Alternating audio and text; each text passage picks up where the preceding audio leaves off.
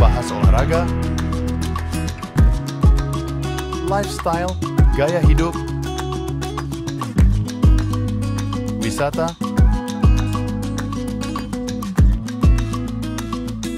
budaya,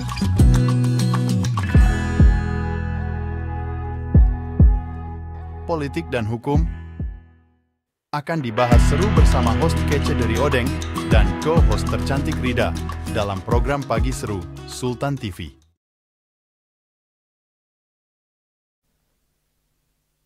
Kembali lagi pemirsa bersama kami di Pagi Seru ulas berita no kaku-kaku. Selanjutnya ini pemirsa ada berita yang menyedihkan.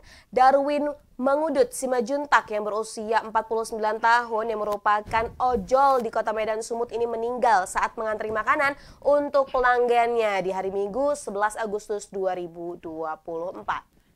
Nah, ini bukan salah satu kasus dari bukan hanya satu kasus ya dari teman-teman ojek online ya yang kelaparan itu. Jadi sebenarnya kalau kita menelisik di daerah kita juga di Rida banyak sekali mereka yang terhimpit dengan ekonomi nih. Ya, betul banget. Nah, ini Kanit Reskrim Polsek Medan Timur, AKP Budiman Simajuntak ini mengatakan bahwa Darwin sempat curhat kepada temannya bahwa belum makan seperti itu dari hari sebelumnya, tapi tetap saja memaksakan untuk bekerja ya karena tadi untuk menghidupi dirinya dan juga keluarganya.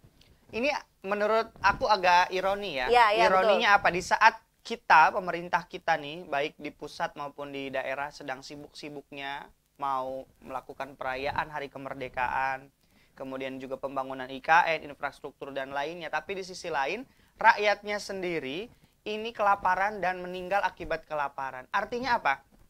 Pembangunan fisik yang dilakukan oleh pemerintah tidak sejalan dengan pembangunan atau peningkatan kesejahteraan masyarakat. Betul sekali. Artinya itu bangunan buat siapa? Nah, benar banget. Di keramaian sekarang berita ya gitu kan, salah satunya kemewahan dari yang dirasakan oleh para pejabat gitu kan. Ini masih banyak loh rakyat-rakyat yang kecil, bahkan nggak harus kaya gitu kan. Ini nih untuk menghidupi dirinya, untuk makan sehari-hari aja masih kesulitan.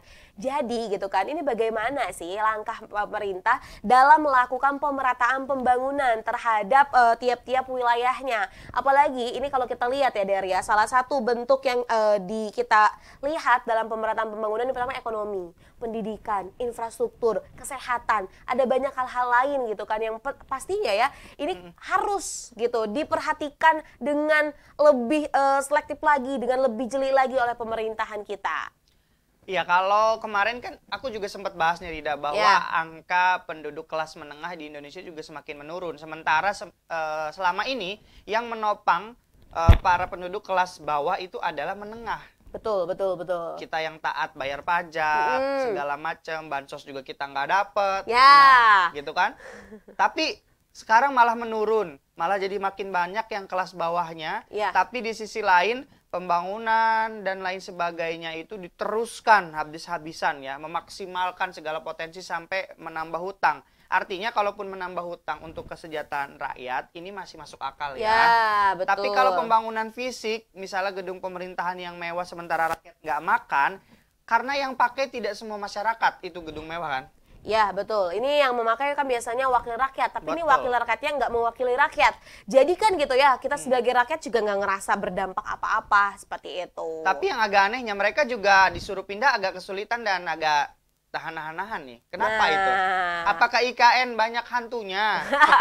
Atau di sana nggak ada mall? Nah, itu dia mungkin ya yang jadi bahan pertimbangan orang-orang kayaknya nanti deh nahan dulu apakah mau pindah atau enggak seperti itu. Tapi ya, Der, kalau ngomongin tentang kewajiban pindah sebagai aparatur pemerintah tentunya ya jangan jangan nge-hold gitu loh gitu. Ini sudah dibuat atas dasar persetujuan pemerintah yang pusat juga dan akhirnya pemerintah-pemerintah yang lain juga yang harus mau untuk diarahkan ke wilayah tersebut. Tapi lucunya Rida, Presiden juga belum menaikkan tanda tangan pemindahan ibu kota. Jadi wajar dong kalau pegawai juga belum mau pindah. Nah, betul. Iya dong, bener nggak? Ya, betul banget. Kemarin kan, padahal statementnya, ayo bulan ini harus sudah pindah, kita harus sudah pakai, udah berkantor. Tapi pemindahannya belum ditandatangani. Aduh, ini kita akan nantikan ya. Apalagi kemarin kan sebenarnya udah ada sidang pertama kabinet yang dilakukan di IKN. Sekaligus ada juga peletakan peletakan batu-batu pertama untuk tiap-tiap infrastruktur yang akan dibangun di IKN. Dari IKN kita akan beralih pemirsa kembali ke ini keriuhan di dalam internal Partai Golkar nih ya.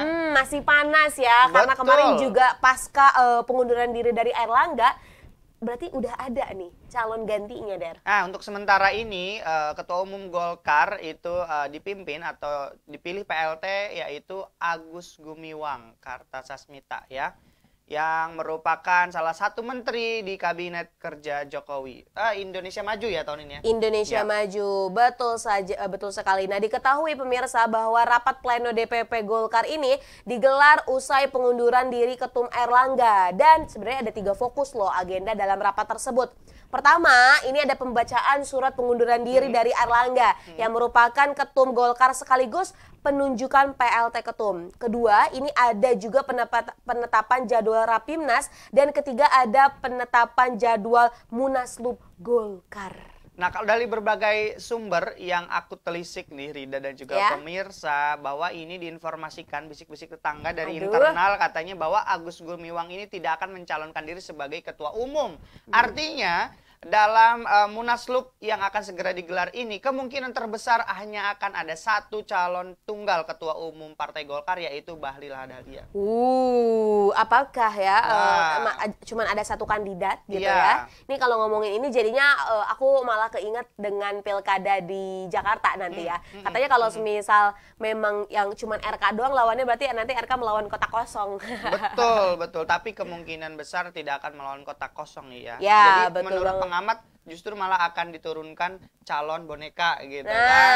Ya untuk ngerame-ramein aja gitu. Soalnya katanya gini, kalau semisal nanti RK melawan kota kosong, udah gitu banyak kota kosong yang menang. Malu dong. Malu dong seperti itu. Ternyata nanti malah adanya PLT. Nah, baiklah. Nah, baik pemirsa, itu tadi 2 berita di segmen kedua yang udah kita bahas. Cukup panas karena ini juga berita yang sedang hot-hotnya di dalam negeri seperti itu.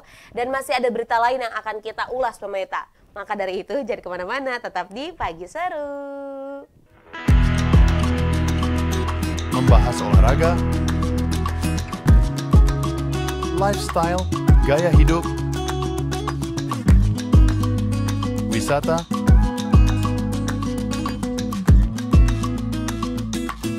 budaya,